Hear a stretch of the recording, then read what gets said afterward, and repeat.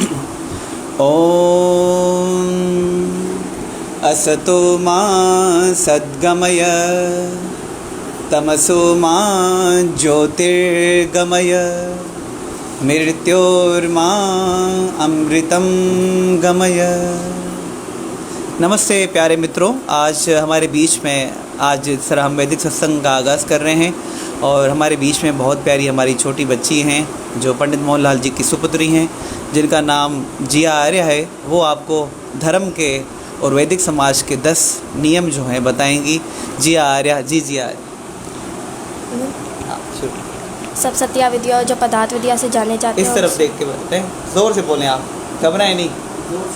सब सत्या विद्या जो पदार्थ विद्या से जाने जाते हैं उन सब का आदि मूल कारण ईश्वर है। ईश्वर सच्चिदानंद स्वरूप निराकार सर्वशक्तिमान न्यायकारी दयालु अजन्मानंत निर्विकार अनादि अनुपम सर्वधार सर्वव्यापक सर्वंतर्यामी अजर अमर अभय नित्य पवित्र और सृष्टि करता है। उसी की उपासना करने योग्य है। वेद सत्य विद्या का पुस्तक है। वेद का पढ़ना पढ़ाना सुनना सुनाना सब आर्यों का परम धर्म है। सत्य के ज्ञान करने और सत्य को छोड़ने में सर्वदा उदित रहना चाहिए। सब काम धर्म अनुसार अर्थात सत्य और असत को विचार करके करने चाहिए। संसार का उपार करना आर्य समाज का मुख्य आदेश है। शारीरिक आत्मिक और सामाजिक उन्नति करना सबसे प्रीतिपूर्वक धर्म अनुसार यथा योग्य बरतना चाहिए। अविद्या का नाश और विद्या की वृद्धि करनी चाहिए। हर किसी को उन्नति में संतुष्ट नहीं रहना चाहिए, बल्कि सबकी उन्नति में अपनी उन्नति समझनी चाहिए। सब मनुष्यों को सर्वहितकारी नियम पालने में पतंतर है और सर्वप्रति नियम में स्वतंत्र है।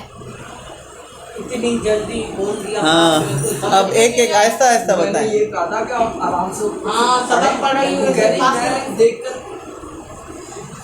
लोग देख रहे हैं ना, आवाज़ आ रही है उनको? ठीक है। तो ये जिया आर्या क्योंकि इनका बहुत अच्छा जो इन्होंने कंठस्थ किया हुआ है, इसलिए बहुत तेज़ पढ़ती हैं और आने वाले वक्त में इन्हीं बातों पे आपको प्रवचन में सुनाएंगी।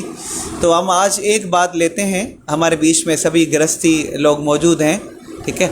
तो आज हम जो चिंतन करते हैं इस विषय पे करते हैं कि हर व्यक्ति को जो है अपनी उन्नति में प्रसन्न ना रहना चाहिए, बल्कि समाज, देश और विश्व की उन्नति में अपनी उन्नति समझनी चाहिए। मान्यवर, आजकल पूरी दुनिया में हम जो देख रहे हैं, हर कोई चाह रहा है कि मैं अमीर हूँ, मेरी विरासत में जो है चीज़ें आएँ। हर कोई दूसरों की चीज़ों को फवा नहीं चाह रहा है, गिद्ध बना हुआ है। वेद में तो और उपनिषदों में तो कहा गया है कि ये धन किसका हुआ, और ये भी कहा गया है माँ घृद कस्य स्वधनम, कि धन किसका हुआ आज तक। और ईशावास इदम सर्वम यत् किंच जगत्याम जगते तेन तक्तेन भुंजी था। त्याग पूर्वक भोग करना है। अफसोस आजकल जीवन का हमने जो परम लक्ष्य बना दिया है वो भोग करना बना दिया है। भोग विलासों में या उनकी तृप्ति, उनकी जो तृष्णाएं हैं, इच्छाएं, उनके अथवा हमारा जीवन कहीं भी हमें दिखाई नहीं देता। तो ऐसे समय में हमारे ऋषियों ने हमें बड़ा अच्छा संदेश दिया कि जो लोग आम इंसान होते हैं वो धन इकट्ठा करते हैं, वो शक्ति इकट्ठा करते हैं, वो बल इकट्ठा करते हैं दूसरे इंसानों को नुकसान पहुंचाने के लिए। परंतु जो साधुर होता है, खलस्य साधुर, ज्ञानाय दानाय च रक्षणाय। आम आदमी इल्म हासिल करता है विद्या विवादाय धनम मद्दाय शक्ति परेशान पर पीड़नाय।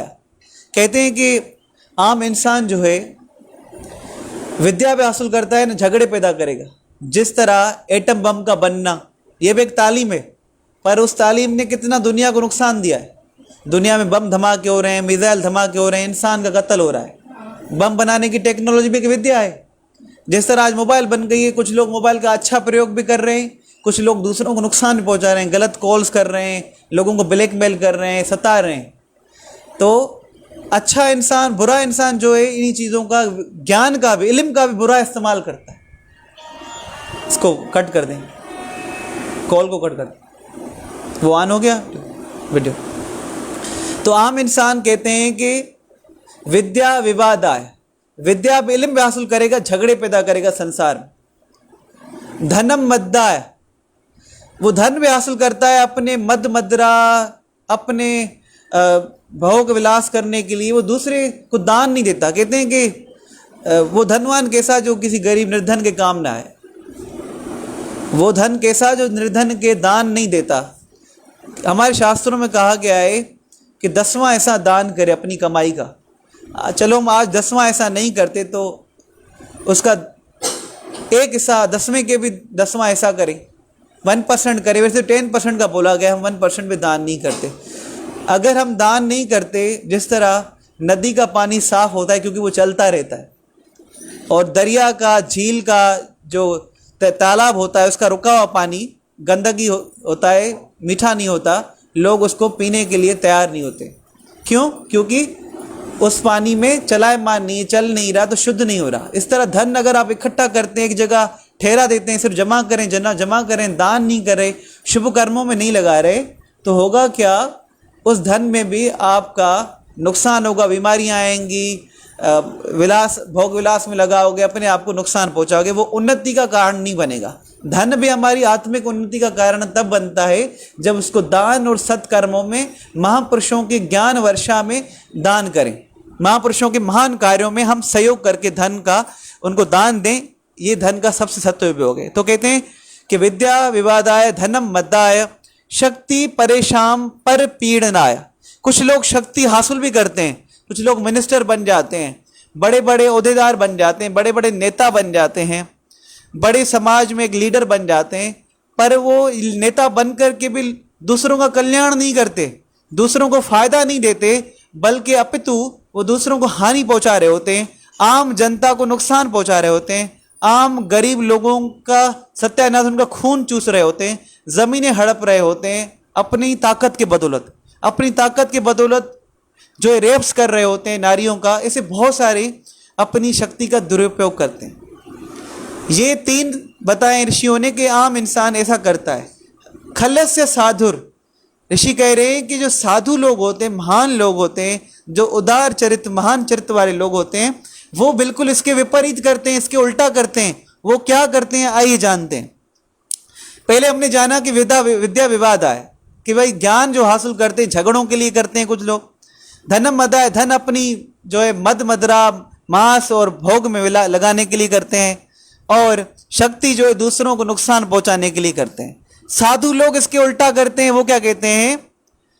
खलस्य साधुर ज्ञानाय दानाय च रक्षणाय।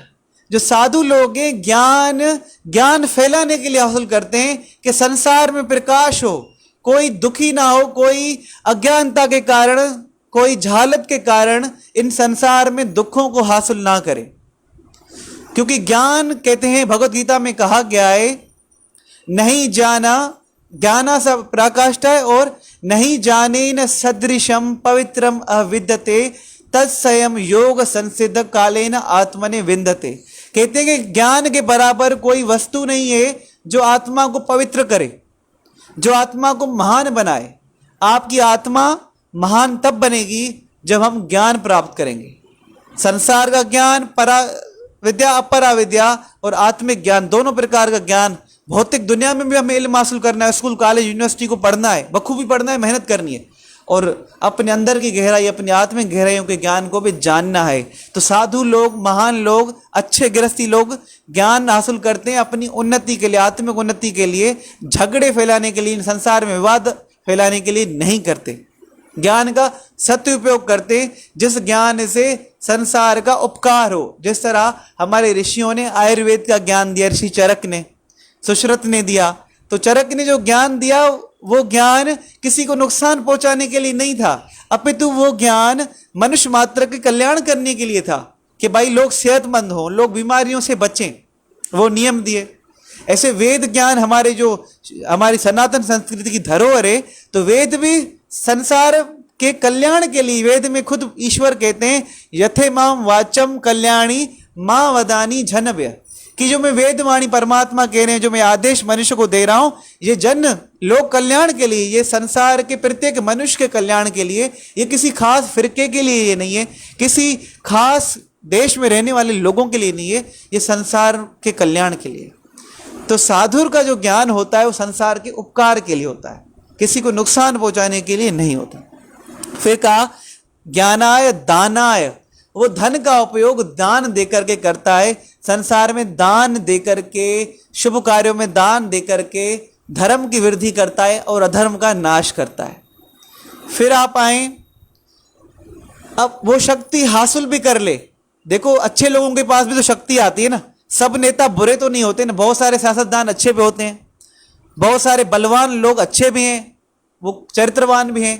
तो वो उस बल का प्रयोग किसी को नुकसान पहुंचाने के लिए नहीं करते, वो उस बल का प्रयोग प्रजा की रक्षा करने के लिए करते हैं। जिस तरह योगेश्वर श्री कृष्ण भगवान ने किया, जिस तरह श्री अर्जुना ने किया, जिस तरह भगवान श्री राम ने किया, इन सब ने बल हासिल किया था, बलवान थे, बहुत बड़े बलवान थे, परंतु अपितु उस बल का उपयोग जो है आम आदमी की, स्त्रियों की रक्षा के लिए, जहां पीड़ा अधर्म पाप बढ़ रहा था उसके विनाश करने के लिए बल का उपयोग किया। तो साधुर जो लोग होते हैं वो बल को लगाते हैं पर सत्कर्म में आम आदमियों की रक्षा करने के लिए और दुष्टों का विनाश करने के लिए बल को लगाते हैं। गीता में श्लोक भी है ना, परित्राणाय साधूनाम विनाशाय दुष्कृताम धर्म संस्थापनाय अर्थायम संभवामि युगे युगे। ये प्रत्येक मनुष्य, ये कोई सिर्फ अर्जुन के लिए संदेश नहीं है कि साधुओं की रक्षा करनी है और पापियों का विनाश करना है। ये हर अच्छे इंसान का कर्तव्य है कि जिस समाज में वो रहता है वहाँ बुराई का खात्मा करे और अच्छाई की वृद्धि करे, अच्छाई को बढ़ाए। तो ये जो है साधु अच्छे इंसानों के कर्तव्य हैं। वो ज्ञान प्राप्त करेगा संसार में उपकार करने के लिए, भलाई करने के लिए, दुखों को दूर करने के लिए। वो दान करेगा धन को सही कर्म में लगाने के लिए, जहाँ गरीबी मुफलसी बीमारियां हैं वहाँ गरीबों को दान देगा, विद्या में दान देगा। वो शक्ति हासिल करके भी संसार में जो पीड़ित लोग हैं, जो मातृशक्ति है, स्त्रियां हैं, उनकी रक्षा के लिए उस शक्ति बल को लगाता है, प्रजा की रक्षा के लिए शक्ति बल को लगाता है। ये साधु के गुण होते हैं।